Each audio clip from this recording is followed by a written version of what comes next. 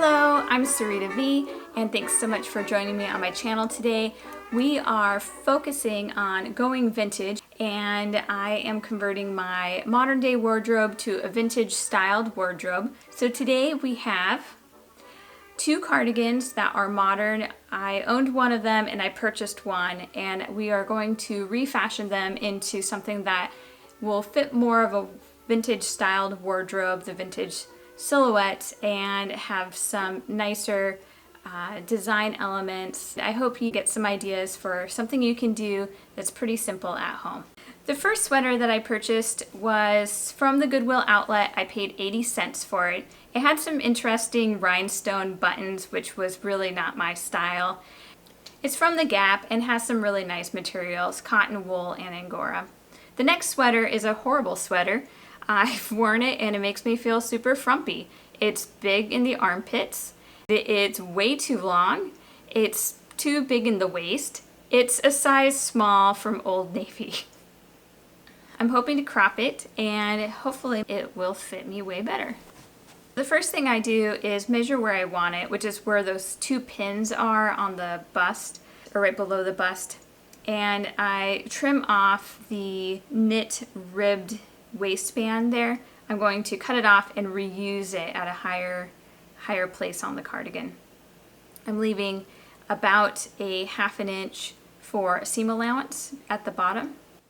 I also did the same thing on the black cardigan.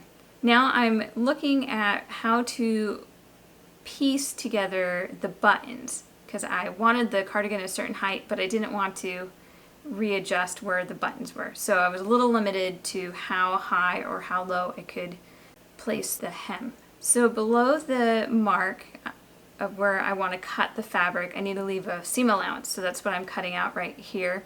It's 5/8 below the pin. And now I'm just going to cut that all the way through. It ended up being ended up being about 3½ inches off the cardigan that I'm trimming. So here I'm just making sure that the other side matches, because even though I could measure 3½ inches all the way around, it doesn't mean that I would match in the front. These rulers and rotary cutters are pretty awesome. I do cut with scissors, but I like these pizza cutters way better. And I wish projects like these really happened in fast forward motion, because that would be awesome if you could finish projects this quickly. So the next thing I'm doing is I'm going to trim off, because I need to trim off my sleeves. I'm trimming off the ribbing here, which I will use again. And I also left enough room for a seam allowance. And I originally was just going to shorten the sleeves to my wrist, so I cut off about 3 inches. But I later decided that because it was white and cropped, and I felt like it was more of a summer sweater, I decided to cut off another 3 inches and make it a 3/4 sleeve cropped cardigan instead. On my serger, and you can do this with a normal sewing machine, but I, at this point, decided to take in about 1 inch on the inside of the arm, so all the way down the sleeve, through the armpit, and then down through the side of the sweater. I did this once on each side, where I did about a ½ inch, or excuse me, about a ½ inch to 1 inch, but I ended up redoing it again and took off another inch. So altogether it was about 1.5 inches to 2 inches on both sides. So that just tells you how big the sweater was. Pretty good for a small size, huh? Now that I've cropped the sweater, I'm putting the hem back on. I just pinned it in place and then ran it through the serger. I wanted to cut right up into the ribbed area so that it went from a nice soft sweater to the ribbed band. This was actually a lot easier than I thought it was going to be. I did do this on the black sweater, and that's the only sewing I did on the black sweater. I took it up about 3 inches. So the underarm area didn't seem super secure, so I felt like it was time to reinforce it. What I'm doing here is replacing my walking foot. A walking foot is really good to use for jersey knits and stretch fabrics. So here I'm choosing a knit stitch. It's kind of a sideways zigzag.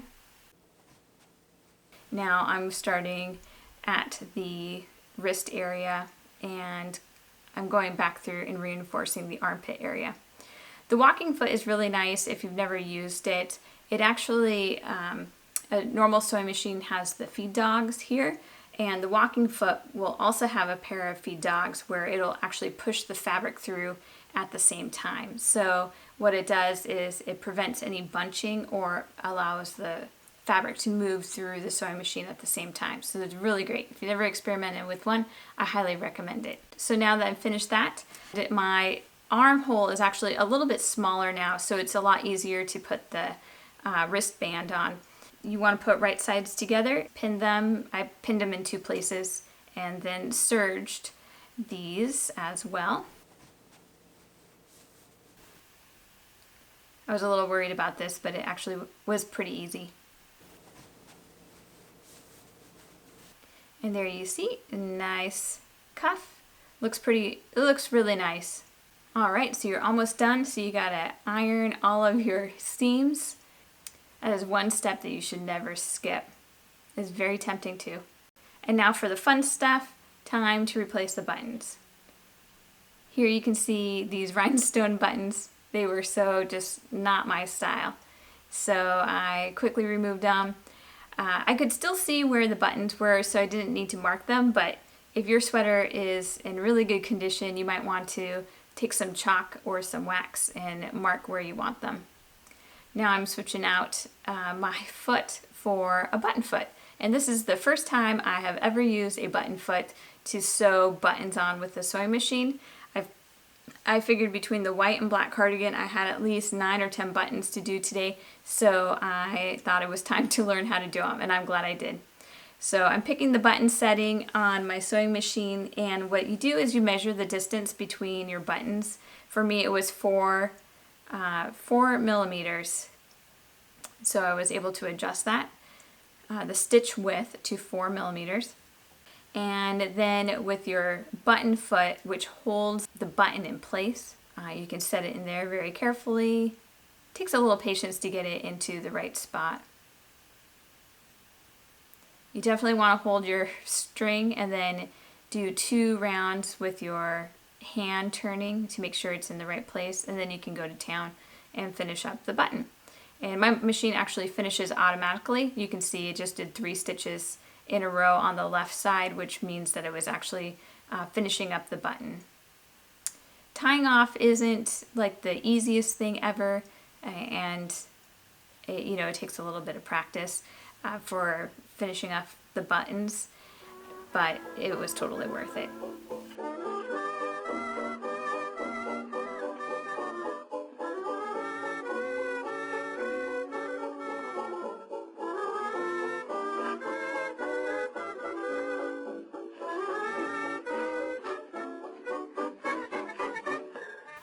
So that's all I have for today. Thanks so much for joining me, and I hope you came away with a few ideas and felt a little inspired to not throw away your stuff, but maybe just change them up and get a little extra life out of something you already own.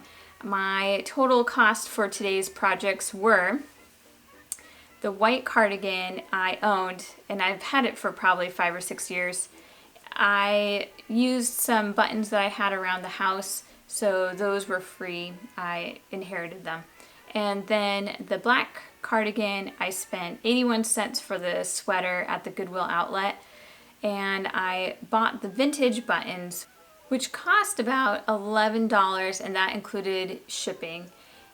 I have about another 10 extra buttons, so I have enough for a second project. So we'll say altogether that the black cardigan cost me about 12 bucks, but it's a little less than that. So anyway, I hope you enjoyed this, and if you like this video, please remember to give it a thumbs up or subscribe, and I'll see you on the next video. Thank you.